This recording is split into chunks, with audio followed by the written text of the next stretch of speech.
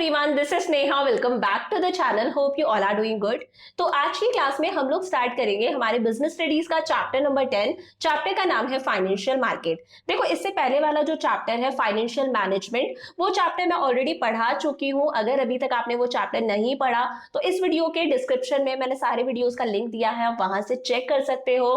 Plus business studies के almost मैं सारे चैप्टर्स पढ़ा चुकी हूँ। तो अगर आपको कोई चैप्टर पढ़ना है तो चैनल पर हो बिजनेस स्टडीज की प्लेलिस्ट में जाओ। प्लेलिस्ट के अंदर मैंने सारे चैप्टर्स को सीक्वेंस में अरेंज किया हुआ है, वहां से चेक कर सकते हो। अभी हम लोग शुरू करते हैं हमारा chapter number 10।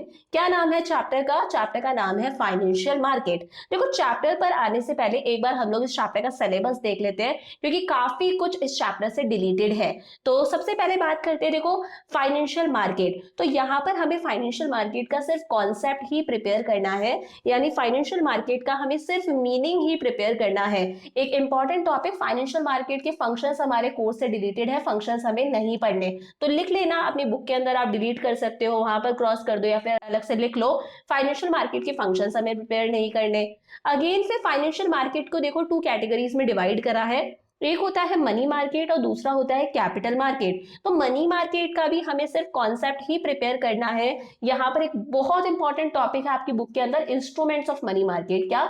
Instruments of money market. Money market के कुछ इंस्ट्रूमेंट्स होते हैं, फॉर एग्जांपल कमर्शियल बिल हो गया, कमर्शियल पेपर हो गया, आपका ट्रेजरी बिल्स हो गया। ये टॉपिक भी आपके कोर्स से डिलीटेड है, ये भी हमें नहीं पढ़ना। आज जो नेक्स्ट देखो, कैपिटल मार्केट के अंदर एक इंपॉर्टेंट टॉपिक है आपका प्राइमरी मार्केट के अंदर। यहां पर मैं लिख देती हूँ, डिलीट कर देना। टॉपिक का नाम है method of flotation, method of flotation of securities, method of flotation of securities in primary market. ये टॉपिक भी आपके सिलेबस से डिलीटेड है, तो ये भी हमें नहीं पढ़ना। तो अब ये आपका सिलेबस है, ये टॉपिक्स हमें कवर करने हैं, सारे ही टॉपिक्स हम लोग कवर करेंगे आपके सिलेबस के। तो इसका आप लोग स्क्रीनशॉट ले सकते हो। शुरू करते हैं। देखो क्या होता है फाइनेंशियल मार्केट। देखो एज द नेम सजेस्ट, ये मार्केट है और किससे रिलेटेड मार्केट है? फाइनेंस से रिलेटेड मार्केट है, मनी से रिलेटेड मार्केट है। तो देखो फाइनेंशियल मार्केट क्या है? ये क्या है? एक प्लेटफॉर्म है जो किन लोगों को मिलाता है? उन लोगों को जिनके पास में सरप्लस मनी है, यानी कि बहुत सारा पैसा है। वहीं दूसरे वो लोग जिन्हें पैसे की जरूरत है, उन लोगों को पैसे की जरूरत है, उन्हें कहीं ना कहीं अपने पैसे को इन्वेस्ट करना है। तो ये उन लोगों को मिलाता है जिनके पास में सरप्लस मनी है। वहीं दूसरी तरफ वो लोग जिनके पास में पैसे की कमी है, जिन्हें पैसे की रिक्वायरमेंट है। तो देखो मार्केट के अंदर हाउस होल्ड सेक्टर होता है, हम लोग होते हैं। हमारे पास में क्या होता है? सरप्लस मनी होता है, हमारे पास में बहुत एक्स्ट्रा पैसा होता है और हमें इस पैसे को कहीं ना कहीं डिपॉजिट कराना होता है। हम लोग बेसिकली क्या करते हैं? बैंक्स में अपने पैसे को डिपॉजिट कराते हैं, हम लोग एफडी वगैरह करा देते हैं, एलआईसी करवा लेते हैं, हम लोग हमारे पैसे से शेयर्स खरीदते हैं, बॉन्ड्स खरीदते हैं, गोल्ड में इन्वेस्ट करते हैं, डिबेंचर्स परचेज करते हैं। तो हम लोग कौन है? हाउस होल्ड सेक्टर, जिसके पास में बहुत सारा पैसा है, जिसे कहीं ना कहीं अपने पैसे को लगाना है, कहीं ना कहीं अपने पैसे को सेव करके रखना है। तो ये हो गया हाउस होल्ड सेक्टर, जिसके पास में है सरप्लस पैसा। वहीं एक तरफ आती है business firms, business enterprises, companies जिन्हें पैसे की रिक्वायरमेंट होती है।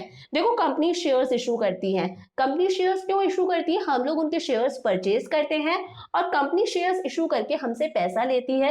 उस पैसे की रिक्वायरमेंट कंपनीज को होती है, कंपनीज उस पैसे से लैंड खरीदती हैं, मशीनरी खरीदती हैं, कोई नया प्लांट लॉन्च करती है, कोई नया प्रोडक्ट लॉन्च करती है। तो ये जो फाइनेंशियल मार्केट है, ये क्या है? एक लिंक का काम करता है। हम लोग हमारा पैसा फाइनेंशियल मार्केट में लगाते हैं, शेयर्स खरीदते हैं, डिबेंचर्स खरीदते हैं, बॉन्ड्स खरीदते हैं, गोल्ड में पैसा लगाते हैं और ये बिजनेस फर्म उस पैसे को यूज करते हैं। ये शेयर्स इशू करके हमें देते हैं और हमसे पैसा लेते हैं। उस पैसे को ये अलग अलग जगह पर लगाते हैं, लैंड परचेज करा, प्लांट इंस्टॉल करा, कोई नया प्रोडक्ट लॉन्च करा, कोई नया बिजनेस सेटअप कर दिया। तो ये फाइनेंशियल मार्केट क्या है? एक लिंक का काम कर रहा है। किसका काम कर रहा है? एक लिंक का। और किन लोगों को जोड़ रहा है? ये हाउस होल्ड सेक्टर, यानी कि सरप्लस यूनिट्स, जिनके पास में बहुत सारा पैसा है, उन्हें किसके साथ में जोड़ रहा है? बिजनेस फर्म्स, जिनके पास पैसे की कमी है, जिन्हें पैसे की रिक्वायरमेंट है, इन्हें पैसे को कहीं ना कहीं लगाना है। तो it is a link between these surplus units and deficit units. तो फाइनेंशियल मार्केट क्या है? Financial market is a link between सेवर्स and borrowers. ये जो फाइनेंशियल मार्केट है ये एक लिंक है, यानी कि ये कड़ी है किसके बीच में? सेवर्स। सेवर्स कौन? हाउस होल्ड सेक्टर, और बोरोवर्स जिन्हें पैसे की रिक्वायरमेंट है, यानी कि business firms. This market transfers the money और capital from those who have surplus money to those who are in need of investment. ये फाइनेंशियल मार्केट क्या करता है? पैसे को ट्रांसफर करता है। ये पैसे को कहां से कहां ट्रांसफर करता है? वो लोग जिनके पास में सरप्लस मनी है उनसे इस पैसे को ट्रांसफर करता है, और किसके पास में लेकर जाता है? बिजनेस फर्म्स के पास में, who are in need of investment, जिन्हें पैसे की जरूरत है ताकि वो इन्वेस्टमेंट कर सके, ताकि वो उस पैसे से नया प्रोडक्ट लॉन्च कर सके, नया पीस ऑफ लैंड खरीद सके, नई प्लांट या मशीनरी इंस्टॉल करा सके। सेवर्स आर कॉल्ड सरप्लस यूनिट्स। ये जो सेवर्स है, हाउस होल्ड सेक्टर है, जो अपने पैसे को सेव करना चाहते हैं, इन्हें हम लोग बोलते हैं सरप्लस यूनिट्स। वहीं ये जो बिजनेस फर्म्स है जिन्हें पैसे की रिक्वायरमेंट है, इन्हें हम लोग बोलते हैं डेफिसिट यूनिट्स। तो ये जो फाइनेंशियल मार्केट है ये क्या है? एक लिंक का काम करता है सरप्लस यूनिट और डेफिसिट यूनिट के बीच में, and brings together the borrower and the lender. और ये बोरोवर्स और लेंडर्स को इकट्ठा करता है, इन दोनों को आपस में मिलवाता है। तो समझ में आया फाइनेंशियल मार्केट होता क्या है? ये कोई अलग से जगह नहीं है, ये सिर्फ एक प्लेटफॉर्म है, ये सिर्फ एक ऐसा मैकेनिज्म है जिसकी वजह से हम हाउस होल्ड सेक्टर जो है वो बिजनेस एंटरप्राइजेस से मिलते हैं, हम लोग हमारा पैसा डिपॉजिट कराते हैं और वो लोग हमारे पैसे को यूज करते हैं ताकि वो फर्दर इस पैसे से इन्वेस्टमेंट कर सके। आगे बढ़ते हैं तो बात आती है फंक्शंस ऑफ फाइनेंशियल मार्केट। देखो फंक्शंस आप लोगों के सिलेबस में नहीं है, फिर भी फंक्शंस मैं आप लोगों को करवा रही हूँ क्योंकि बिजनेस स्टडी के अंदर आंसर्स लिखने के लिए थोड़ी सी एक्स्ट्रा नॉलेज का होना जरूरी है। तो अगर आप चाहो तो आप इस स्लाइड को मिस कर सकते हो। तो फंक्शंस की बात करें तो फाइनेंशियल मार्केट का क्या काम है? Mobilisation of savings and channelising them into most productive uses. देखो ये जो फाइनेंशियल मार्केट है ये क्या है? एक लिंक का काम करता है, किसके बीच में? सेवर्स के बीच में और इन्वेस्टर्स के बीच में। सेवर्स यानी हाउस होल्ड सेक्टर, जिन लोगों के पास में एक्स्ट्रा पैसा है, सरप्लस पैसा है, ये उस पैसे को कहां पहुंचाता है? बिजनेस फर्म्स तक पहुंचाता है ताकि बिजनेस फर्म्स इस पैसे को इन्वेस्ट कर सके। तो यहाँ पर फाइनेंशियल मार्केट क्या करता है? उन सेविंग्स को मोबिलाइज करता है, उन सेविंग्स को इकट्ठा करता है और उल्टा उन सेविंग्स को most productive areas, most productive investment के लिए यूटिलाइज करता है, उन सेविंग्स को चैनलाइज करता है मोस्ट प्रोडक्टिव यूजेस में। वो हाउस होल्ड सेक्टर का जो पैसा है वो वेस्ट हो रहा था, वो एज इट इज रखा हुआ था, वो इकोनॉमी में किसी चीज के काम में नहीं आ रहा था, बट फाइनेंशियल मार्केट ने एक्चुअली उस पैसे को यूज करा, उस पैसे को उनसे लिया और किसको दिया? बिजनेस फर्म्स को दिया, ताकि उस पैसे का कोई प्रोडक्टिव यूज हो सके। तो इट ट्रांसफर सेविंग्स ऑफ सेवर्स। ये क्या करता है? सेवर्स की सेविंग्स को ट्रांसफर करता है और किसको देता है? बिजनेस यूनिट्स को देता है, ताकि बिजनेस फर्म्स इस पैसे से इन्वेस्टमेंट कर सके, जिनसे कंट्री की ग्रोथ होती है और डेवलपमेंट होता है। यानी कि वो पैसा कहां से कहां गया? हाउस होल्ड सेक्टर से कहां पर गया? वो पैसा बिजनेस यूनिट्स के पास में, ताकि उस पैसे का मोस्ट प्रोडक्टिव यूज हो सके। तो mobilisation of savings and channelising them into most productive uses. Second is facilitate price discovery. क्या? Facilitate price discovery. देखो कोई भी चीज है, फॉर एग्जांपल मेरे हाथ में जो पेन है, मेरे सामने जो लैपटॉप है, कोई भी बुक है, किसी भी चीज का प्राइस का पता कैसे चलता है? किसी भी चीज की प्राइस का पता चलता है उस चीज की डिमांड और सप्लाई से। बहुत ऑब्वियस सी बात है, अगर किसी चीज की प्राइस, डिमांड इंक्रीज होती है तो उस चीज की प्राइसेस अपने आप इंक्रीज हो जाती है। फॉर एग्जांपल अगर किसी कंपनी के शेयर्स की मार्केट के अंदर बहुत ज्यादा डिमांड है, रिलायंस के शेयर्स की मार्केट के अंदर बहुत ज्यादा डिमांड है, तो अपने आप ही रिलायंस के शेयर्स महंगे हो जाएंगे, उनकी प्राइस इंक्रीज हो जाएगी। तो इसी फाइनेंशियल मार्केट के अंदर डिमांड और सप्लाई की, शेयर्स की कितनी डिमांड है, डिबेंचर्स की कितनी डिमांड है, गोल्ड की कितनी डिमांड है, इसी डिमांड और सप्लाई के खेल से हमें पता चलता है कि उन सिक्योरिटीज की क्या प्राइस है। सिक्योरिटीज मतलब वो शेयर्स, डिबेंचर्स, बॉन्ड्स, जो भी चीज है उसकी क्या प्राइस है। तो price of anything is determined on the basis of its demand and supply. किसी भी चीज की प्राइस का पता हमें कैसे चलता है? उस चीज की डिमांड और सप्लाई के हिसाब से। Demand and supply of financial securities, इन्हीं फाइनेंशियल सिक्योरिटीज की डिमांड क्या है मार्केट के अंदर, इनकी सप्लाई क्या है, इसी की हेल्प से हमें इन फाइनेंशियल सिक्योरिटीज की प्राइस का पता चलता है कि भाई ये शेयर कितने का है, ये डिबेंचर कितने का है, ये बॉन्ड्स कितने के है, गोल्ड की क्या प्राइस है। तो डिमांड और सप्लाई की हेल्प से यहाँ पर हमें फाइनेंशियल मार्केट में पता चलता है चीजों की प्राइसेस का। थर्ड आता है providing liquidity to financial assets. अच्छा, सबसे पहले समझ लो कि लिक्विडिटी होता क्या है। देखो, किसी भी चीज को कैश में कन्वर्ट करना उसे ही बोलते हैं लिक्विडिटी। मेरे पास में रिलायंस के शेयर्स हैं, मुझे पैसे की जरूरत है, तो मैंने मेरे शेयर्स किसी पर्सन को सेल कर दिए, किसी पर्सन को शेयर्स मैंने सेल करे, तो वो पर्सन मुझे क्या देगा, पैसा देगा। तो जब हम किसी चीज को कैश में कन्वर्ट करते हैं तो उसे बोला जाता है लिक्विडिटी। मेरे पास में गोल्ड है, मुझे पैसे की रिक्वायरमेंट है, मैंने मेरे गोल्ड को सेल करा, गोल्ड को सेल करा, मेरे पास में क्या आया, मनी आया, तो इसे कहते हैं हम लोग लिक्विडिटी। तो assets can be purchased and sold easily in financial market. इस फाइनेंशियल मार्केट के अंदर हम इजीली हम किसी भी फाइनेंशियल असेट को, असेट मतलब यहाँ पर हमारा शेयर्स हो सकते हैं, डिबेंचर्स, बॉन्ड, जो भी फाइनेंशियल असेट है उसे इजीली परचेज भी कर सकते हैं, सेल भी कर सकते हैं। तो ये एक ऐसा प्लेटफॉर्म है जहां पर कभी भी हम हमारी सिक्योरिटीज को कैश में कन्वर्ट करवा सकते हैं। तो इट प्रोवाइड्स लिक्विडिटी। जब हमें पैसे की जरूरत है हम हमारी सिक्योरिटीज को सेल कर सकते हैं, उन्हें कैश में कन्वर्ट करा सकते हैं, तो it provides liquidity. Last is reduce the cost of transaction. क्या reduce the cost of transaction? देखो, ये जो फाइनेंशियल मार्केट होता है ये हमें कंप्लीट इंफॉर्मेशन देता है कि भाई इन जो सिक्योरिटीज है, शेयर्स, डिबेंचर्स, बॉन्ड्स, जो भी सिक्योरिटीज है, इनकी मार्केट के अंदर क्या प्राइस है, इन्हें इशू करने की क्या कॉस्ट आती है, इन्हें खरीदने की क्या कॉस्ट है, कौन कौन सी सिक्योरिटीज मार्केट के अंदर अवेलेबल है, इन्हें इशू करने का क्या प्रोसेस है, इन्हें कैसे परचेज किया जाता है, ये सारी इंफॉर्मेशन हमें फाइनेंशियल मार्केट देता है। So investors do not have to spend much on getting information.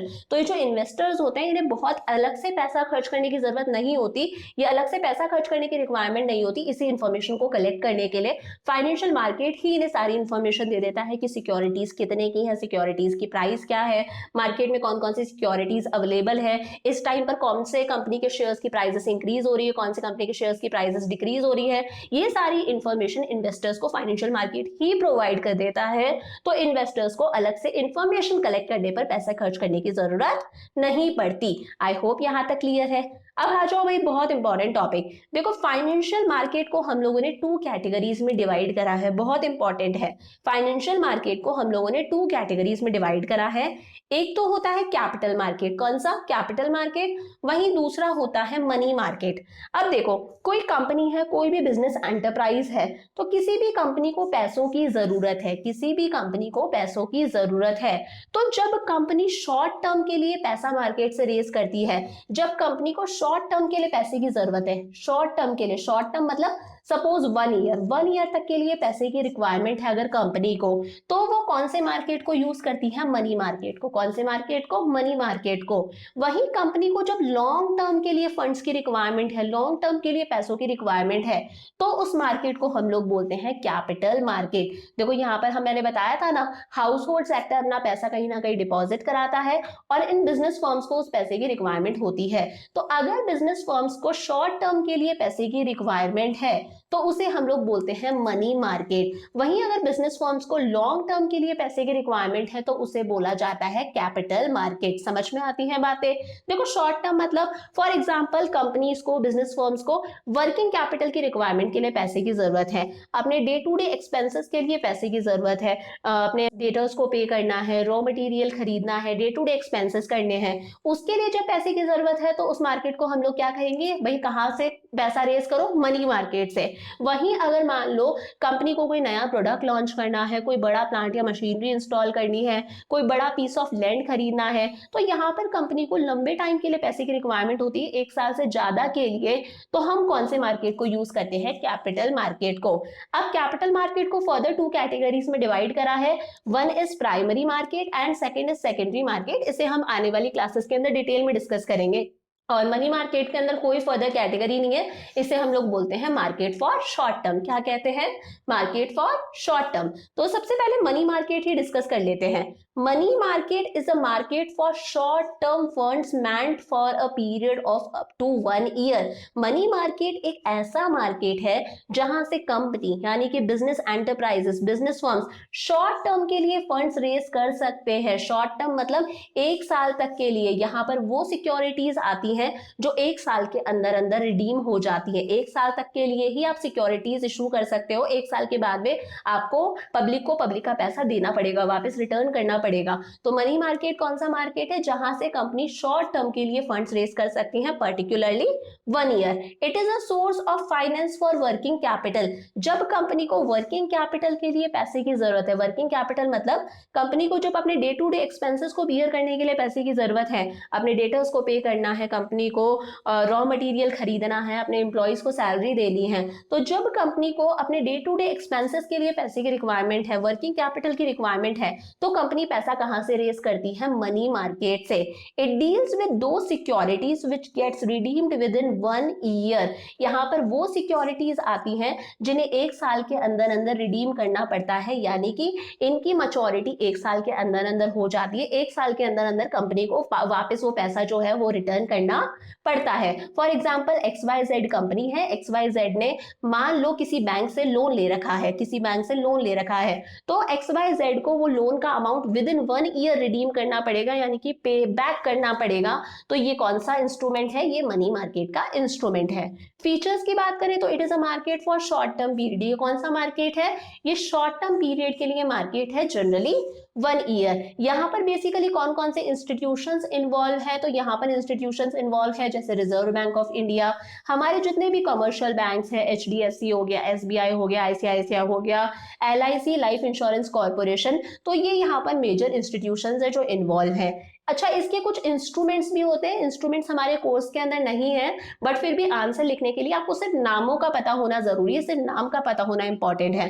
तो इंस्ट्रूमेंट्स कौन से लिख कर आओगे? एक होता है कॉल मनी, एक है कमर्शियल बिल, एक है ट्रेजरी बिल, एक है कमर्शियल पेपर, एक है सर्टिफिकेट ऑफ डिपॉजिट। इनके बारे में डीप में नहीं जाना, ये एग्जाम में नहीं पूछे जाएंगे, इंस्ट्रूमेंट्स डिलीटेड है, सिर्फ नाम पता होना चाहिए। तो मनी मार्केट के अंदर कौन कौन से इंस्ट्रूमेंट्स आते हैं? Call money, commercial paper, treasury bill, commercial paper, certificate of deposits etcetera. No fixed geographical location, इसकी कोई फिक्स्ड ज्योग्राफिकल लोकेशन नहीं है कि इस पर्टिकुलर एरिया के अंदर ही मनी मार्केट एग्जिस्ट करता है, ये कहीं पर भी होता है, पूरी कंट्री के अंदर होता है। तो समझ में आया, अगर कंपनी को शॉर्ट टर्म के लिए पैसों की जरूरत है, फॉर एग्जाम्पल 1 ईयर तक के लिए अगर पैसों की रिक्वायरमेंट है, तो वो कौन सी मार्केट से पैसा उठाएगी? मनी मार्केट से। और यहाँ पर मेजर इंस्ट्रूमेंट्स कौन से हैं? Call money, commercial bill, treasury bill, commercial paper and certificate of deposits. Second है हमारे पास में कैपिटल मार्केट। तो ये ये कैपिटल लिखा है बच्चा, क्या लिखा है? Capital. Capital market is a market for medium and long term funds. अगर कंपनी को, अगर बिजनेस एंटरप्राइज को मीडियम या फिर लॉन्ग टर्म के लिए पैसे की जरूरत है, एक साल से ज्यादा के लिए पैसे की जरूरत है, तो वो कौन से मार्केट से पैसा उठाएगी, कौन से मार्केट से पैसा रेज करेगी? कैपिटल मार्केट से।